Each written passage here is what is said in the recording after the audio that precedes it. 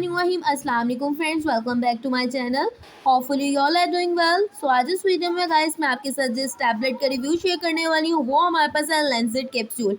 लेंजिट capsule का मैं आपको फार्मूला नेम बताती हूँ। तो हमारे पास है लेंजोप्राजोल, इसका फार्मूला नेम।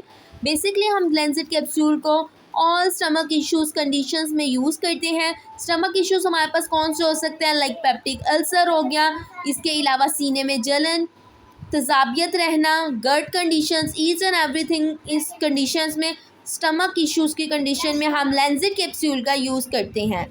लेंजिट कैप्सूल की अगर मैं आपको साइड इफ़ेक्ट्स बताती जाऊँ, अगर तो आप ओवरडोज कर रहे हैं तो आपको हेडेक कॉज कर सकता है।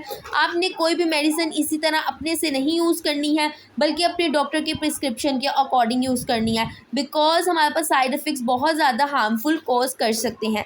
तो आपने मेडिकेशन का डॉक्टर की प्रिस्क्रिप्शन के अकॉर्डिंग डोज यूज़ करनी है।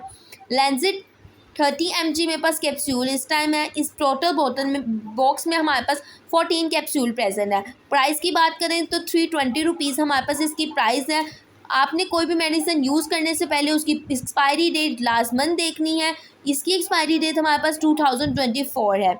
इसके अलावा अगर मैं आपको बताती जाऊँ इस टैबलेट के बारे में, इसकी खसूसियात के बारे में, तो आपको स्टमक में पेन है, सीने में जलना है, स्पाइसी फूड आपने यूज़ किया है, तो उस कंडीशन में आप इसका इस्तेमाल कर सकते हैं। लेकिन आपने मैदे की जो भी दवाई है खाना खाने से पहले लेनी है, आधा घंटा पहले लेनी है, ताकि उसका इफ़ेक्ट अच्छे से आ सके।